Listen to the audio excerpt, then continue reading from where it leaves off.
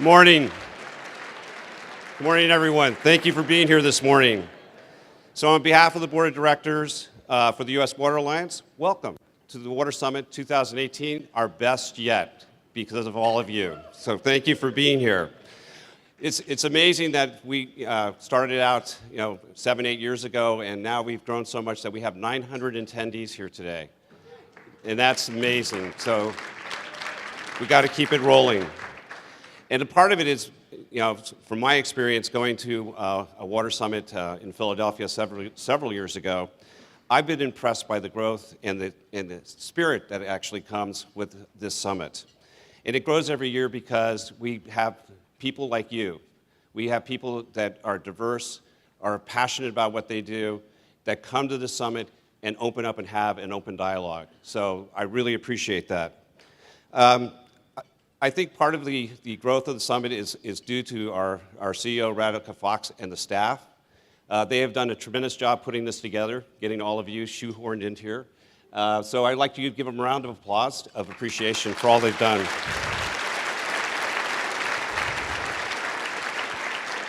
Thank you. We know that you have many competing interests for your attention and resources, whether it's spending time with family and friends, professional demands back home, or many other conferences that you could attend. So we are honored that you have chosen to spend the next few days with us here in the Twin Cities. Speaking of the Twin Cities, I'd be remiss if I didn't think about and introduce our local host, the Metropolitan Council. Representing the Metropolitan Council is Sandy Rummel. Sandy is the chair of the Council's Environmental Committee. She was appointed by the governor in 2011, and before that served as a state senator. She also serves as the chair of the Metropolitan Area Water Supply Advisory Committee. Please join me in welcoming Sandy.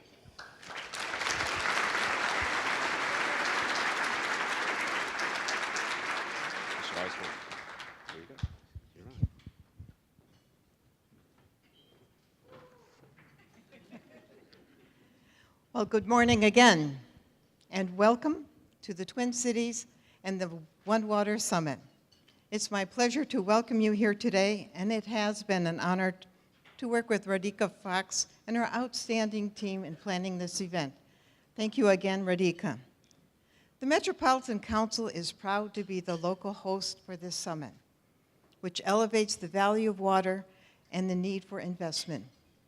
Because as Minnesotans, we know how important water is to our prosperity. It's essential to who we are. Together with many partners in state and local government, nonprofit and advocacy organizations, we strive to assure that we will continue to provide abundant, clean drinking water, to be stewards to the precious water resources we are so fortunate to have in Minnesota and the Twin Cities. Many partners have been working to make this event possible. Special thanks to our partner, the City of Minneapolis, the Mississippi Watershed Management Organization, the Minnesota Department of Agriculture, the Environment Initiative, American Public Media, the Water Main, and other state and local government agencies for all the work they have done. We value our partnership in this region, just as you do in your states and organizations. We support the unique nature of this meeting, convening partners across sectors with a common goal, to address water challenges with connected One Water philosophy. We're excited to learn together and to celebrate our shared successes throughout the whole week. Again, thank you for coming to the Twin Cities, for your commitment to clean water for today and into the future. Thank you.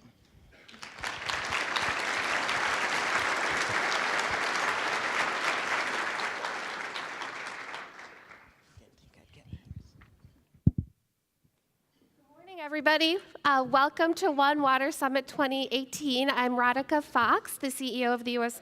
Water Alliance. Thank you.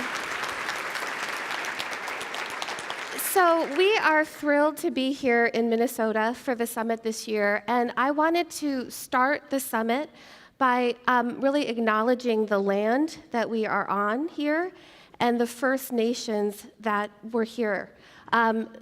the Dakota and the Ojibwe tribes were first here on this land. They gathered, they traveled, they lived with the water, they protected the water. And so to set the stage for the One Water Summit 2018, I'm really honored to welcome some Native leaders to welcome us here. We are joined by Chief Arvil Looking Horse. He's a Lakota spiritual leader who recently won the Dalai Lama Peace Award for his work on peace and the environment. And Chief Looking Horse will be joined by Chief August Crapel and former Chief Thomas Dadar from the United Huma Nation. They traveled from the New Orleans region to be with us. So please join me in welcoming them to the stage.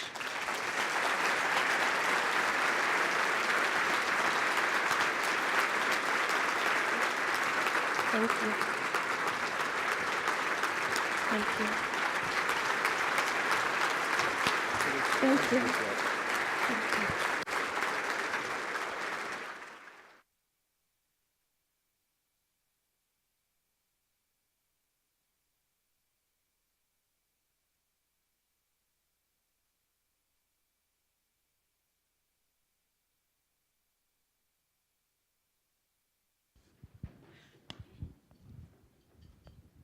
Blessings, greetings to each and every one of you, my relatives.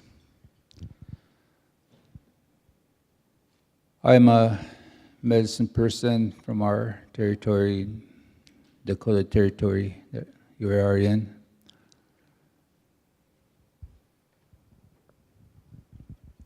Today, I speak with a good mind. I don't use foul language. But we do our prayers the whole year, the 4 seasons. It's a way of life here for our people today. And we continue to do these prayers with a good mind. Every day, and we pray on the sacred land, our sacred sites, that every springtime we do our ceremonies in the Chesapa, the Black Hills of South Dakota, the heart of Mother Earth. We pray to the Wakia Oyate, the thunder beings, that they come back and bring good water to the sacred land, to have good medicine, the food, Mother Earth, Ochimaka. In my sacred language, I pray that way with my people to have a good environment. And this morning, I'd like to say a prayer that way.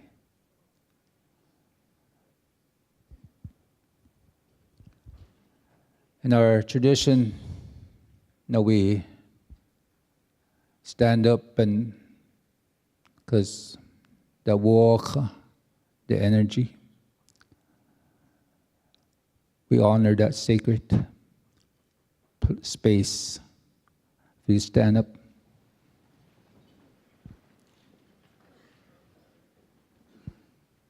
Apetukile tewachila chaya tunkashielayo onshimalayo mankakijelo wani wachinchaya o mankiyayo ayo apetukile tewachila chaya tunkashielayo onshimalayo ka ki jelo wani wa chin chaya o ma ki ayo ayo wa khanka apetukile kamako kagde tapo apetukile lawaste na lawakhankte eche makaka na chukonya pionka apetukile wa khanka takukash makaka na chapionki lapi wichoni na wichosani yotash pole hinashi pionka toneche kaki japi toneche chante shi japi yokshi japi kaki japi Nkha wakhataka apetukile na wokie na wanglake eche apetukile loaste na loakha wakhataka okiapo wichoni na wichosanikte hachitu metake wasi. Thank you. Miss Dan.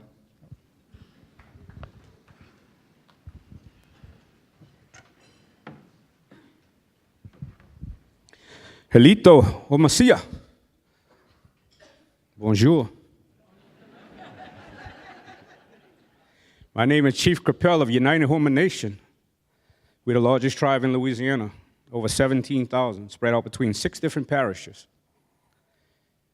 Water is very important to us, not only for drinking, but majority of our people are fishermen, and they live off the water. We're as far south you can go, down at the bottom of Mississippi. Our people live, play, and work on the waters. Some of our people are in danger or happen to be moving because of the sea rising. We have great organizations like Gulf Coast Rising that are working with us. So we come here today. I want to thank you for inviting us. But we come to bring a prayer to help our people with our struggles. And we just hope that you can join in our prayer.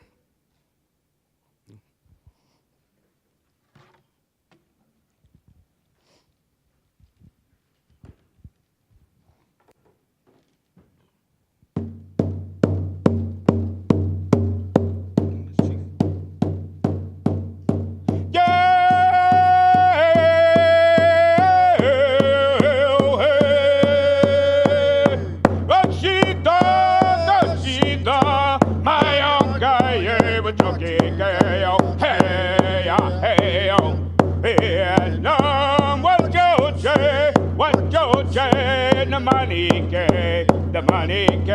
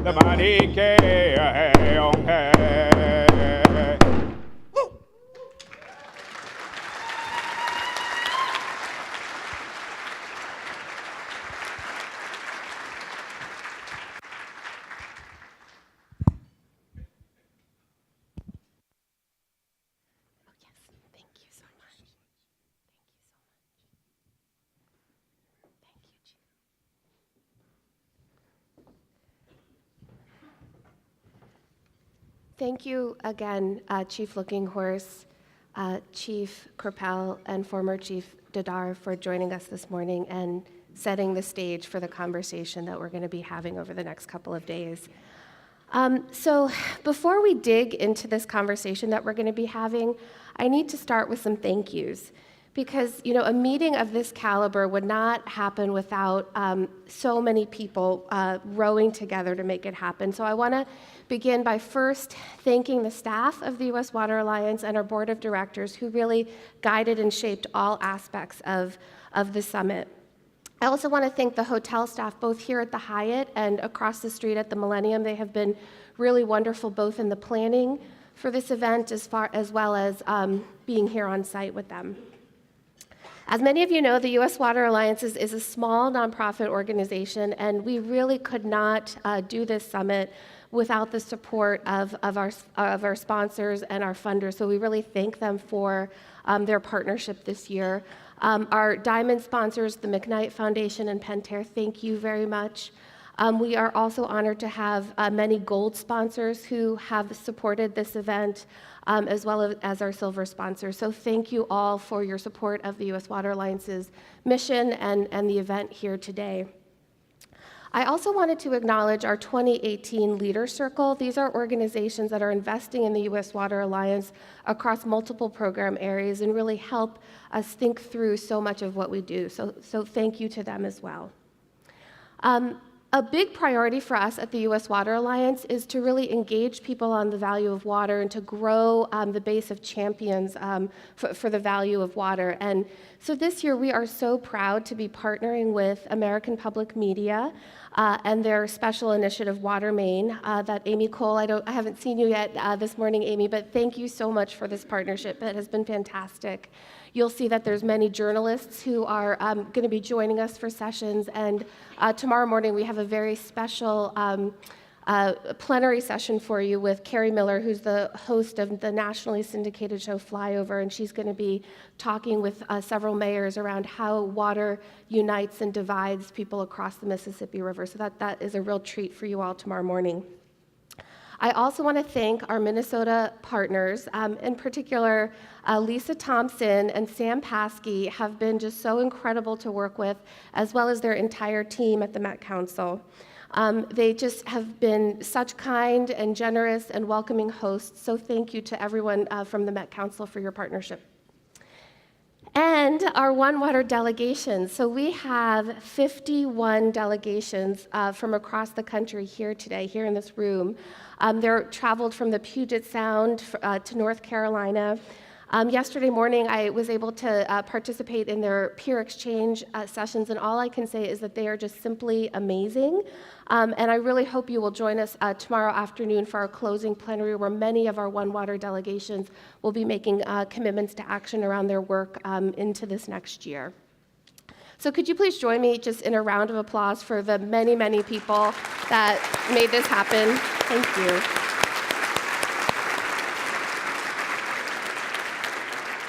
So this is such an incredible gathering of people.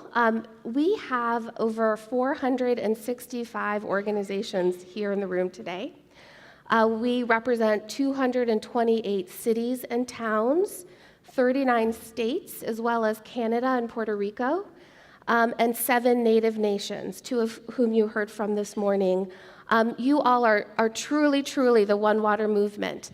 And I can't think of a better time than right now for us to be bringing all of this power and these relationships and this wisdom that you all bring to this conversation, because we really are up against a lot of tough challenges when we think about our nation's water future, right? Our communities have aging infrastructure, and we're in a situation where, every 2 minutes a water main breaks in this country. Many communities struggle with affordability, where more and more families struggle to be able to pay their water bills. I live in California, and of course our challenge is water scarcity, where across the western states we see wells running dry. But then we face other communities struggle with how to manage too much water, like in Miami, where it is now the new normal to have sunny day flooding. And then there's the challenges of water quality, where we are now in a situation where the hypoxic dead zone in the Gulf of Mexico is larger than the size of the state of New Jersey. And I think one of the big challenges that we have is that people are losing trust in our water systems as a result of the tragedy in Flint, Michigan. And now half of Americans don't believe that their tap water is safe to drink, when we know that most communities actually have very good quality drinking water. So those are just, some of the challenges that you all are working on each and every day in your community. And so I think that's why it is also so important for us to be coming together at meetings like this, finding fellowship with each other, because when I look at this audience and I look at this room, I mean, we have filled a room with so much innovation. Actually, we're overflowing. We're overflowing from this room, as you know. But, that is what gives me hope. That is what keeps me wanting to do this work. It's people like Brenda Coley, who is here from the Milwaukee Water Commons, and she knows, Brenda knows that Milwaukee can be a great water city, but in order for Milwaukee to be a great water city, we need to make sure that every resident of Milwaukee is connected to the jobs and the economic opportunities and the clean water that Milwaukee has. I am inspired by John McDonald, who I had a chance to spend Monday afternoon with. He's a hazelnut farmer from Oregon, and he was the first farmer a decade ago to partner with Clean Water Services to have partnerships to really deal with the water quality challenges in the Tualatin River, and to really show the rest of the region what can happen when utilities and farmers come together in partnership. I am inspired by people like Eve Mosier, who is an artist from Eve. I love the claps. So Eve, Eve walked nearly 70 miles of New York City's coastline using blue chalk to mark where the sea level was going to rise. And as a result, she talked to hundreds and hundreds of people across New York around what was at stake for communities around water and climate change. And it's what inspired the report that you all have in your tote bags, a blueprint for how do we use arts and culture as a tool for problem solving that we've done in partnership with Art Place America. And, I'm inspired by Ted Hennepin, who we all, for those who were at the water prize ceremony last night, we celebrated Hampton Roads Sanitation District. And, Ted could have simply said, I'm a wastewater guy. My job is to comply with the mandates set forward by the Clean Water Act. But he said, we have a problem of land subsidence here in the Chesapeake Bay, and we're going to be part of that solution. So that is what gives me hope and optimism. And that's just 4 of you. That's just 4 people who are in this room. So, when I think about who's here and the 2 days that we get to spend together, I am just so full of optimism. And I just think we got this. We can solve the challenges that we face as a nation when it comes to our water future, and we're going to do that together.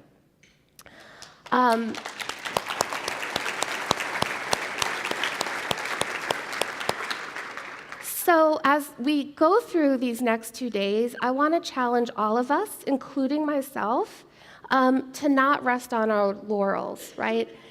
So some of you know I have a 6-year-old. His name is Krishna. He is obsessed right now with Super Mario. And so in our house, we have these conversations around, Mom, I've leveled up. And so I just want to say, I challenge us all to level up together as a sector. Right? Let's level up these, because we can't tinker around the edges.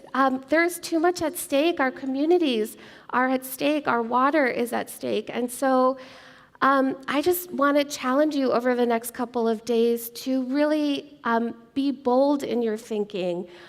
Embrace the very divergent views, right, that have gathered for the One Water Summit. I mean, we have utilities sitting next to farmers, sitting next to community advocates, to environmental organizations. So embrace the complexity of what we're going to need to do to secure our water future. And all I just have to say is, you got this. We got this, right? And so please enjoy your next 2 days, find fellowship, build a new relationship, take home a new idea, because you all are truly the One Water movement. So thank you.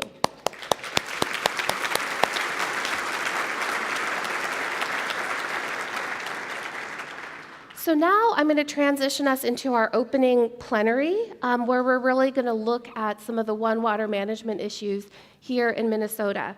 And, you know, a picture is, of course, they'd say, better than 1,000 words. So I'd like to share with you a video that our partner, the Met Council, has produced. So please enjoy.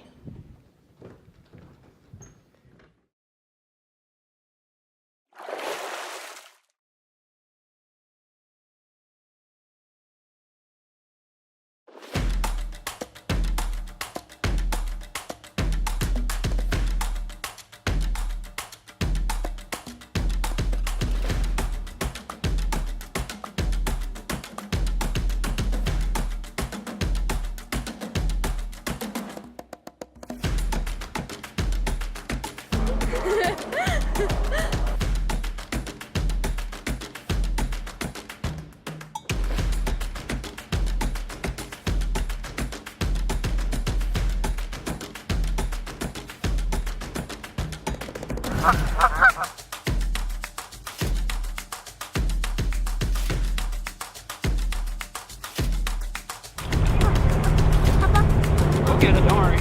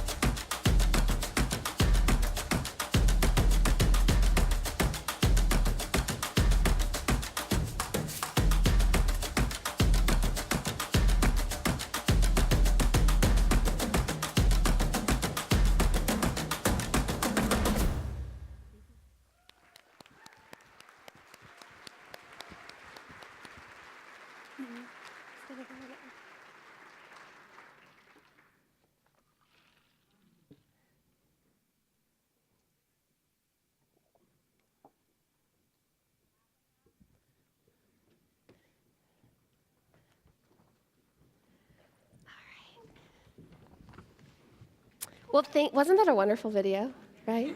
That was great. So I'm really honored to be able to moderate this session with a group of Minnesota leaders. What I think is lovely is I don't think any of you had met before we started planning for the One Water Summit. Is that right? We had met. Oh, they had met. Okay, fine. I'm wrong. But it has been just so lovely getting to know you all over the past few months as we've planned this session together. Sitting to my immediate left is Phil Rolf-Figo. Sorry, Phil, okay. got a little butterflies. Who is the Chief Technology Officer for Pentair. Lisa Thompson, who is the General Manager for Environmental Services at the Met Council. Kate Wolford, who is the President of the McKnight Foundation. And Sam Grant, who, if I said all of Sam's many roles in this community, it would take me 10 minutes, but he is with the Public Policy Project and has been helping to stand up the North Minneapolis Environmental Justice Council. So thank you all for joining me. So we're going to have a conversation. I'm going to ask a couple questions, and we'll just encourage you all to introduce your organizations too as you do that. But let's start with you, Lisa. Thank you again for hosting us here this year.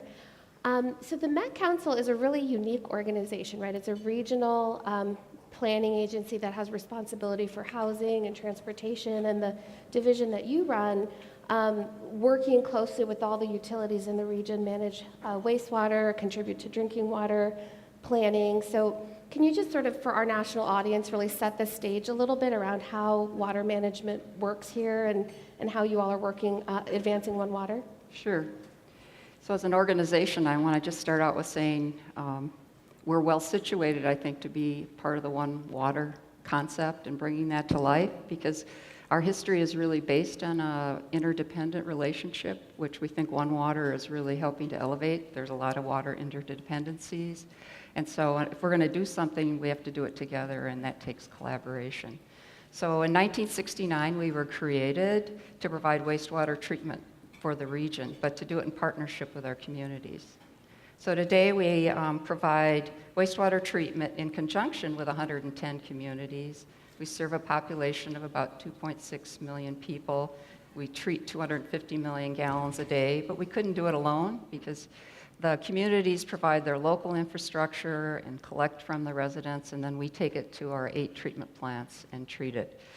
And our history's been really successful. Our early years, like most utilities, was around trying to get enough capacity for the growing population and to be able to meet those rising standards. And as we got that pretty much under control, then other issues started to emerge that we really realized we needed others to help do it. We couldn't do it alone. And I think that's so much of the message of One Water. So we've had some experiences that we think will springboard us to more work of that kind. A couple examples where we've worked well with our partners to be able to address issues. First, we've reduced a lot of the cost of the infrastructure by separating our stormwater and our sewer system. And that's been so successful that in the last 10 years, we've only had 2 actual stormwater-related overflows. So we're really happy that that's protecting the public health and our environment in a really big way. And then secondarily on that, we've worked with the communities to reduce the inflow and infiltration, which comes from stormwater seeping into the wastewater pipes. And by the work we've done there, we actually have a lower flow that we're treating on an annual basis, despite the fact the population's been growing, we've been having more precipitation, so we know that's working really well with our communities. Another example of a collaboration that was really beneficial is we worked with the Minnesota Dental Association several years ago, and we came up with an approach that would keep the dental mercury amalgams out of the wastewater system. And as a result of that, since 2003, we've reduced the mercury into the plant by 70%. And we all know mercury, we don't want any of it, so it's really a good story there. And then really what's come to the forefront in recent years, despite Minnesota having water everywhere, it seems, as the population continues to grow in the metro region, there's concerns about, well, how's the future going to look as we have more and more population? Will we have the water supplies that we need? So, the beginning part of a collaboration is getting people together to explore the issues, really understand what's going on, and see, is there something here we should work together towards? And we're really happy to see more and more engagement with the whole topic of water supply. So we've started from a policy group of, I think, 18 members. We've added a technical advisory group, and now we have 7 sub-regional groups looking at their local issues. So there's about 60 participating in that. So we have more and more engagement around understanding what's going on and what we might need to do about it. And then lastly, I think as a result of that extra attention, we're going to be doing wastewater reuse, it looks like, in the very near future, which is a big step that we didn't think we'd be looking at doing this soon. We have an industry that uses a lot of water, and they're saying, we don't want to use the clean groundwater, so we're working at a wastewater reuse project with one of our facilities. So, we're really, staff is really excited about being able to make the water future better. Thank you, Lisa. So, Phil, a couple of years ago, Fortune named Pentair one of the 100 most innovative companies in the world. And I know Pentair is also very active here in the business community. So can you sort of, just using your global perspective, your state perspective, sort of how is business engaging on this issue of sustainable water management? Yeah, sure. So just a little bit about Pentair. Yeah. So we are, our U.S. headquarters is here. We're about $3 billion in revenue. Focused primarily on moving and improving water. So technologies that are going to get water to where it needs to be from where it is, and to treat it to levels that it's suitable for use. And that includes everything from looking at industrial reuse type applications where we can do point of use reuse, to the last 100 feet coming into your home, making sure that once the responsibility for water is leaving the municipality, and now it's the homeowner's accountability to make sure the water continues to be safe and reliable and of high quality. So those are the areas that we focus on. So residential, commercial, and some industrial reuse applications. One of the things that's really amazing about Minnesota, and Forbes just ranked Minnesota as one of the top 10 states for doing business, is the amazing sense of collaboration and entrepreneurship here in the state. due to an amazingly great education system. I think a government body that is actually very forward-thinking, and a great place where businesses really collaborate and work together to try to solve problems. And you see that through, hopefully you see that through the work that you've done here as you were putting the summit together, the collaboration amongst all those entities and how well that, they work together to make this summit a really great place. The other thing that's really, I think, interesting is that it's a place where we're not afraid to try to innovate and take some chances to do things that are really different. Maybe a little later we can talk about some of the things we've done, but some of you may have gotten a chance to visit the Twins Stadium. Yes, yesterday. It was a full site visit. Yeah. It's oversold, actually. Well, that was good, but really exciting where, the Twins were really forward-thinking and came to us to work with them to figure out ways in which we can capture rainwater runoff, treat it and reuse it so that it actually didn't run into the Mississippi. Right. And we now save through the innovative system that we put in place there over 2 million gallons of water a year for them, right? And that's that was one of the first places where you start to see really large scale rainwater capture and reuse and treatment. And now at the St. Paul Saints Stadium, they're doing the same thing. So I think what you see here in the Twin Cities is that spirit of collaboration and entrepreneurship to take chances to do some really exciting new things. Thank you, Phil. Sure. So, Kate, thank you for joining us. So, the McKnight Foundation, so many of the programmatic areas that you are investing in Touchwater, I mean, you certainly have your Mississippi River program, but you're investing in arts and education and science. So, sort of tell us a little bit about the foundation, but also how water sort of plays into the investments that you're making. Great. Thanks so much, Radhika. So let's start with this. The CEO of a water utility, a farmer, and a community organizer walk into a bar in Minneapolis. That would be the One Water Summit. No. Exactly. And because you're a smart audience, I know you're going to know the punchline. When they ask the bartender for the very best drink in the house, what does she, who is also a working artist trying to make ends meet, give to them? Water. Exactly, a cool glass of water. So welcome to Minneapolis, where we actually do have a water bar that some of you visited, whose mission is water to build relationships and transform culture. So, kind of lousy joke, but I think a good way to introduce kind of how all these interests that McKnight has programmatically in our mission come together to really align with the ethos and the practice of One Water. We were really honored to be able to support a good number of artists, of farmers, and of leaders who are advancing equity in their communities to participate in this conference. Because we actually think we have a couple of premises that really drive our work across all our program areas. One is that we believe deeply that cross-sector and cross-discipline collaboration is actually the only way to solve some of our wicked, complex problems. And certainly water and its intersect with so many other issues would fit into that category.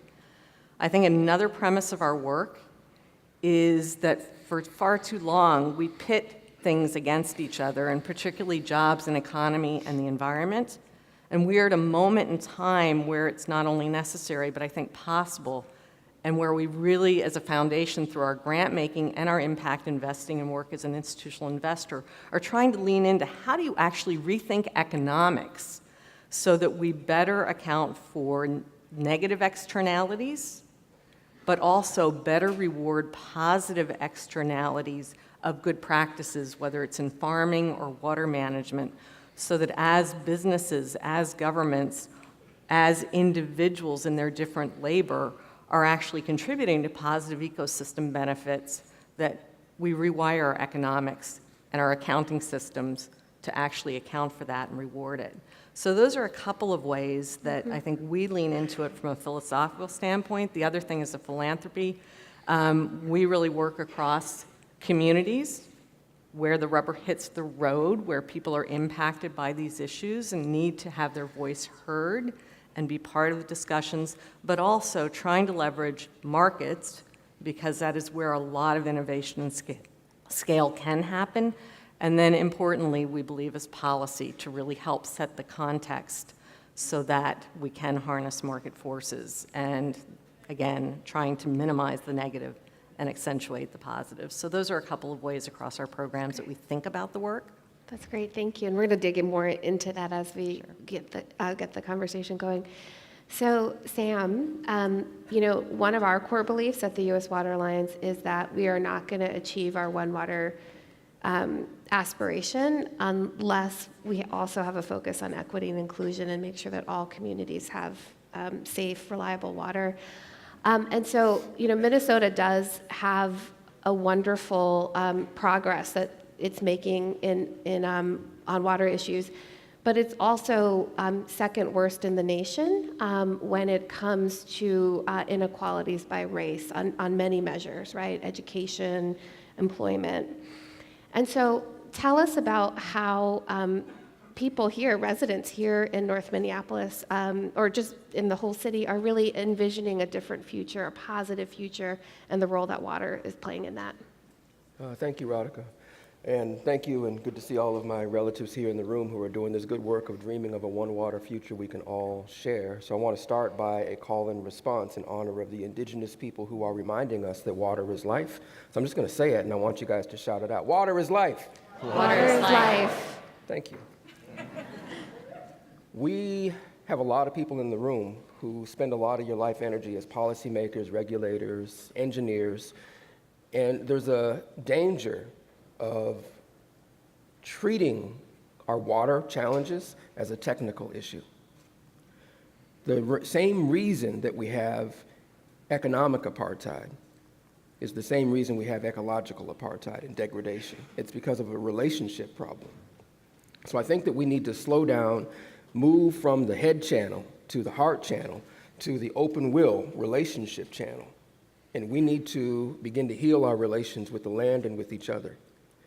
And there's a way of doing collaboration that comes from the open will that sets conditions for us to actually foster mutual health and mutual liberation. We've been trained and professionalized and credentialized to work in ways that actually counteract against our integrity for relationship. So the thing I want to most significantly, substantively convey is that collaboration, when I first looked it up, when I was going down to Belize to do a workshop for young people who were organizing around their rights to continue to fish on their lands there, I looked it up and it said collaboration is cavorting with the enemy. And this is the brutality of the English language. You try and understand the word and you get another word you don't understand. What the heck is cavorting? Raise your hand if you use it every day. Instead of thinking about collaboration as cavorting with the enemy, we need to recognize that we have treated the land and the indigenous people through a war system. Still do. And as long as we fail to heal that pattern, we're going to continue to have a water crisis. And we're going to continue to impose the worst of the water crisis on the people who are invisible to all of the people with the privilege and the opportunity to just keep on moving as though everything's going to be all right. Slow down. Ask yourself, who am I not in relationship with that I need to know on a day-to-day basis in order to heal my relationship with the water and with the people who need the water in order to live well? So we think about watershed governance, and I think about the paradigm of one water. I really think about all people from all nations, all communities across the United States, making a fundamental commitment to live by the ethos of watershed governance. Every time you wake up, you ask yourself, how is the water today? And how are all the people who need the water to live well today? And what can I do today to nourish the wellness of the water and the people who need the water to live? Water is life.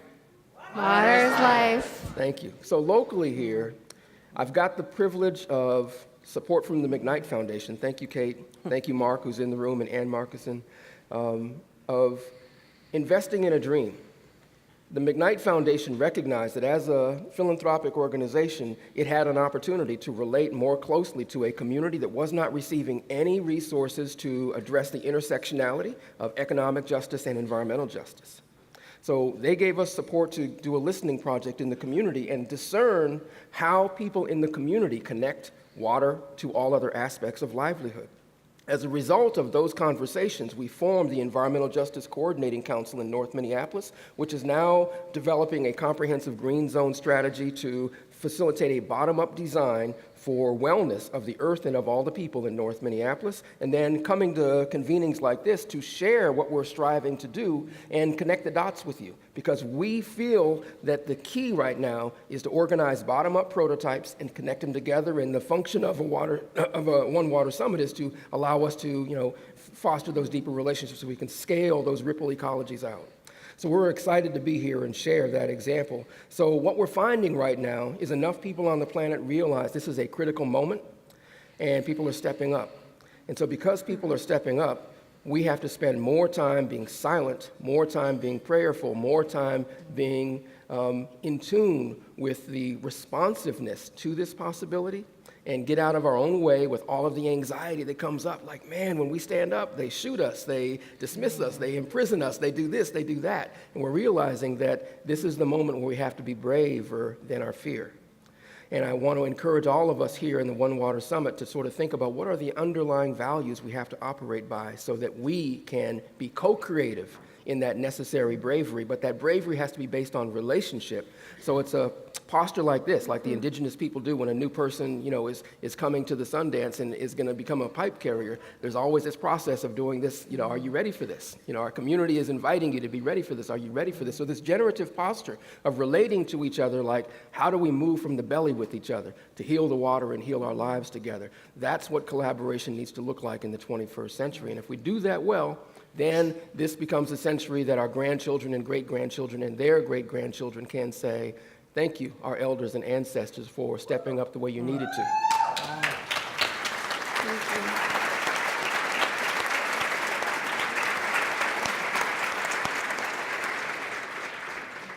So Sam, I want to thank you for your insights on collaboration. And I know just from Lisa, that is sort of the heart of what you are trying to leave at the Met Council, right? Both the focus on internal collaboration and how do you build your staff's capacity to be effective collaborators, as well as how you're in collaboration with many people, right, in the region. So can you talk to us a little bit more around how you are doing that at the Met Council?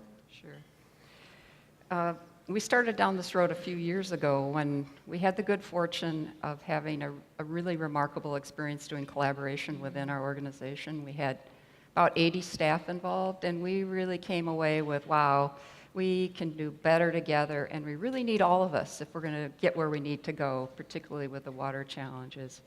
So like most organizations, we set the stage for collaboration. We had values, we had goals, we had leaders messaging it.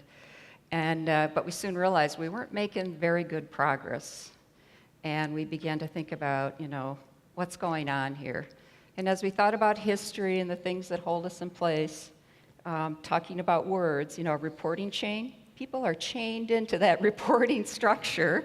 So that was inhibiting change, even though there was a lot of energy to want to change it. So in our habits. And then, by the way, the neuroscience is telling us our brains work in a way that kind of gets in the way of changing in that way. So the good news, I think, is that the elements that we need to tackle to really make our workplaces more collaborative are also the ingredients for making our workplaces more innovative, more inclusive, and actually engaging, a better place to work. So there's an intersection there between collaboration inside our organization and collaboration with other organizations. So we've really put a lot of focus on, we're going to push past that inertia. And we've focused on the quality of our meetings. Because, collaboration starts with getting people together that might not typically see themselves getting together to talk about a subject and being able to spend some time together exploring it and discovering common ground and saying, hey, let's unite for action. So we focused on helping our meetings be better in the organization. How do we set the stage so everybody that shows up feels like they're there because they have a voice we want to hear, and that it's safe for that voice to be expressed, and that they're respected for that. I think in the old ways of thinking about meetings, people showed up and it was about somebody has something they want to get done, and you're here to find out what you need to do to make it happen. And we're saying, no, let's explore and figure out what we need to do together.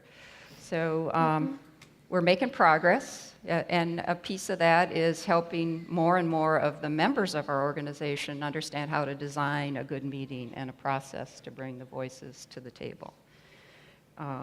So we're really excited because we see the parallels between the better we are being collaborative inside, the better we'll be and be collaborative ready with the outside. Great, thank you.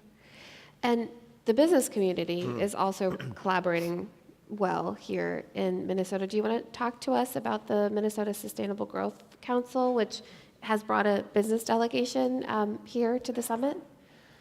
Yeah, sure, a little bit, but I wanna, if you don't mind, can I No, pivot a little bit? Because I absolutely. really loved a lot of the stuff that Sam Please, was talking about. That would be great. Because we really believe that technology exists to solve these problems. Yeah. And it's now more about the will, right? And so I really appreciated a lot of things you're saying. And even within our company, we're pivoting to saying that we have to really understand the people who are in need, what their problems are. How do we then leverage that technology to solve those problems, right? And so coming more market back and really understanding the different aspects of what the problems are. How do we get? How do then we change the technology, leverage the technology to help solve those problems? And a lot of times it's not even the technology that's going to be the solution. It's going to be how you deliver an innovative business model to help those communities. We do a lot of interesting work through our foundation in the developing world, and that's really eye-opening when you start to realize the disparity of wealth and inequity of water around the world. So I'm really, really proud of a lot of the work we do. And then, the technology exists to solve those problems, but most of the time what we're doing is we're helping educate the importance of sanitation, the importance of water, being able to take that burden off so that, girls and children and women could go to school and go back to work. And so, it's this amazing ecosystem of really understanding the needs and the challenges that the world is facing, and then applying the technology to solve those problems, right? And so it's an important pivot that we're making. Well, and can I just say, Sure. because we want to have a conversation. We Yeah. had a few questions to get us going, but Sam and his colleagues with the North Minneapolis Environmental Justice Coordinating Council, they did a fabulous tour, which I didn't get to go on, but I saw pictures from it, and people were talking about it last night. And you are really trying to envision, right, a new future for that neighborhood. And I just want to invite you, Phil, to go out to the Upper Harbor Terminal with Sam, because I think there's probably a solution in the suite of what Pentair is doing that could help deliver on the plan that you all are doing. So I just want to say, Yeah, absolutely. I think Connect afterwards, okay? It would be a good connection, and Right? there's locally, just in the spirit of innovation, right? In terms Yeah. of things that we've been doing, the challenges of farming. We've been a pioneer in doing urban farming. Yeah. Tell people about this. This is so cool. some exciting stuff. Pentair partnered up with a company called Urban Organics, where we were looking to do an urban renewal in the city of St. Paul, and they had a vision of doing aquaculture and hydroponics in the city. And we had the technology to help bring that vision to life, and the capital helped bring that vision to life. And we now have a 90,000 square foot facility that is doing aquaculture and hydroponics together, and we're using the waste from the fish to fertilize the hydroponics, and then using hydroponics to also further purify the water that goes back to the fish. And so there's this really great symbiotic relationship between the two, and we're using 98% less water than you would to grow that same amount of produce on land. and at the same time done something great for the community because we created jobs, and we're addressing the food desert challenges around being able to make food locally and ship it locally. So there's lots of opportunity to collaborate, right? But that was an area where you could see the greater Twin Cities business and government came together to collaborate to make something so special happen. That's wonderful. And I'm glad that you brought up sustainable food production. So, Kate, I know the McKnight Foundation has really been thinking about agriculture and agricultural partnerships. And we are very fortunate to have a national agriculture leaders delegation here from many watersheds around the country. So talk to us about some of, this is a big ag state. Ag is one of the biggest contributors to the nutrient challenge, but also grows food that feeds and nourishes all of us. So how are you seeing the tensions here in the state around ag, and what are the solutions that you see emerging? So we come into this issue because we have a program area that's focused on water quality along the entire length of the Mississippi River. And if you look at the upper Midwest, the agricultural system is predominantly row crops at very massive scale, corn and soybeans, that do generate very significant food production, but also nutrient runoff, phosphorus and nitrogen, that basically goes into water along the entire length of the Mississippi. And I think it's really significant. We had indigenous leaders from the Gulf talk not only about what climate change is doing in terms of impacting fisheries, but obviously the dead zone and what that means for livelihoods in the Gulf. So again, it really reinforces interdependence along this entire long waterway. What happens upstream dramatically impacts downstream. So within that, there's certainly for years been regulation trying to deal with this, Clean Water Act, the Farm Bill, which every year, looking around conservation. What I would say is what we're finding is we're at a moment where there's often more heat than light in this conversation. So let me talk about where we are seeing some bright spots, and I thought your example of the hazelnut farmer, just in terms of, again, farmers, water utilities, being able to actually really hear deeply and come with curiosity to understand the economic models and the challenges, regulatory and aspirational, that each are facing. When those conversations can happen in meaningful ways, you can start to see that maybe there are some solutions people haven't thought of. Right? And that's really promising. We are seeing significant changes as researchers and farmers are really starting to do more with no-till and cover cropping with perennials, and actually finding commercially viable ways to make a profit with those alternative systems that, again, fix nitrogen, don't have the same runoff, so have water quality benefits. Soil health for us, I call it the Trojan horse. It's kind of coming in and helping to reframe some of the polemical, polarizing narrative, as farmers are actually more and more looking for ways to say, actually, if we can regenerate our soils and have the economic benefits accrue of carbon sequestration, of water benefits, of not using so many nutrients that are running off, soil health is actually opening new spaces for, I think, productive conversations. And again, where I feel like a lot of the work needs to happen is how do we rewire our economic models? So we're doing, one grant recently that's looking at a pay-for-success model. Are there ways to look at municipal bonding that actually, again, can work in a watershed with farmers around soil health practices? I think we're going to have to do a lot of experimentation, mainly around the business model side, because, again, the technology exists, and if we can actually have people come together in new conversations, that relationship piece, you can't shortcut it. Especially for in Minnesota, I would say we've had a lot of heat around this issue of nutrient reduction. It is, it has been presented as urban versus farm, to the point where sometimes you can't even sit in the room and have people authentically hear and understand. So again, introducing non-traditional folks, arts and culture actually has an important role to play many times in helping to reframe narrative, to bring that creative thought process to actually helping people imagine solutions that are not within sort of the silos and the training that we've had. So we're all about, like, we've got to get other voices into the room in non-traditional ways. And again, I guess arts and culture is sort of a Trojan horse too, and I use that in the best sense of the word. That's like the stealth thing, but it's like a secret sauce. So having said all that, I think there are lots of bright spots. At the end of the day, and a lot of that innovation is happening at the local level, it always has. It's become even more important at a time of incredible polarization and, quite honestly, inability at the federal level to actually use words like compromise, get things done. So in the absence of that, we're getting lots and lots of innovation, but at some point, 1,000 points of small light, we still need a big beacon.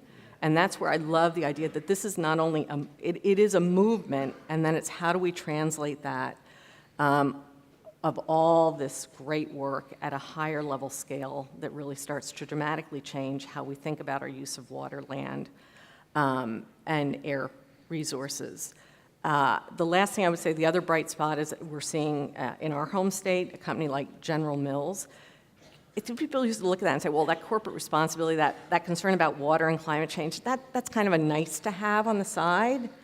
It is now core to, it's a material part of business drivers. It is a business imperative, partly driven by consumer demand, and so now driving that through the supply chains to change farming practices.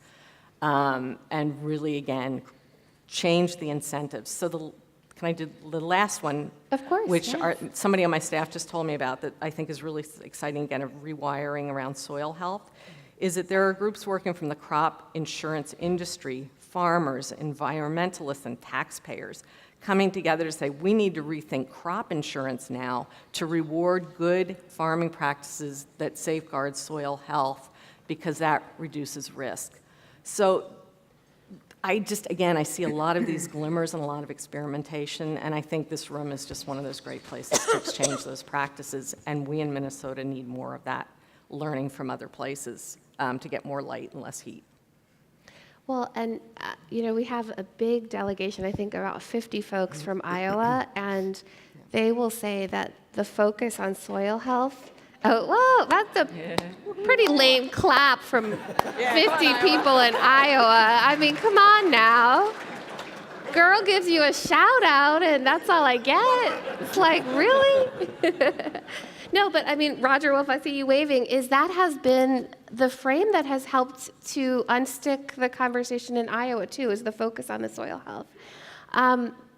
So, Sam, when you were talking earlier, there were a lot of nodding heads in the room. I'm going to ask you to get a little more specific, though, of, I feel like sometimes we can see the intersectional challenge or crisis like what is happening in North Minneapolis, right? It's about the land, it's about the water, it's about the air, it's about people's health at its core, right? Mm-hmm. And it can feel so big. So how do you hold that complexity and really understand those root causes, but start to move something, right? Like, can you get a little more specific on how that's happening here? It's a great and challenging question. But I want to start by acknowledging that just before I came here this morning, I got a phone call from one of our dynamic innovators in North Minneapolis, Michael Cheney.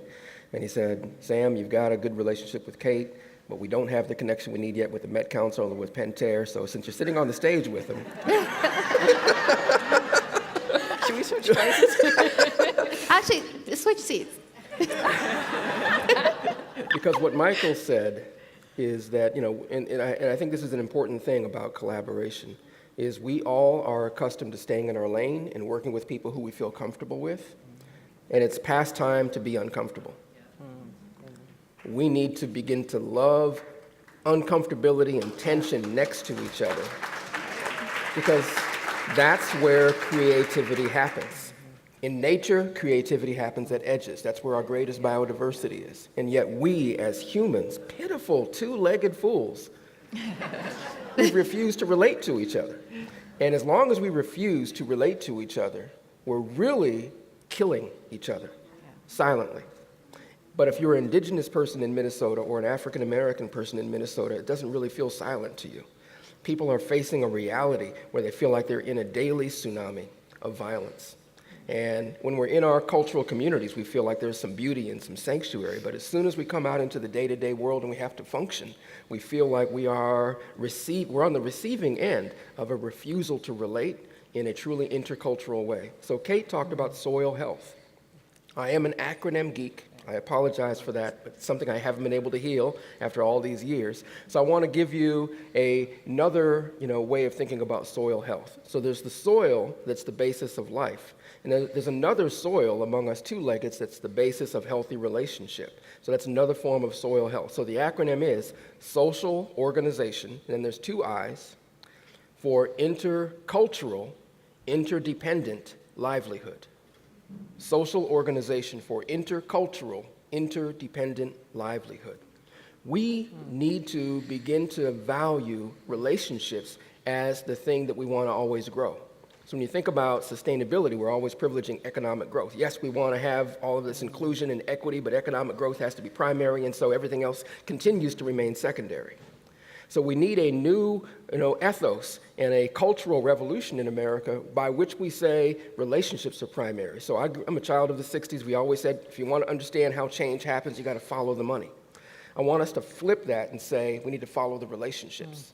Because where the relationships are new and connecting strongly is where the new social vitality is going to emerge that's going to help us facilitate the One Water movement. So I really think it's critical to do that. So as we think about the 48-acre site of the Upper Harbor Terminal, we're imagining that as a location where we invite Pentair and Met Council and partners from all over the United States who are doing this work and the Native nations who are doing this work to help us plant a dream that is more and more alive and more relational over time. So we're sort of imagining that entire 48 acres as an eco-village that includes an industrial closed-loop economy where all of the businesses that are there are operating in a closed loop, and they're reinforcing each other. North Minneapolis, in terms of intersectionality crisis, we've got the highest percentage of substandard housing, right?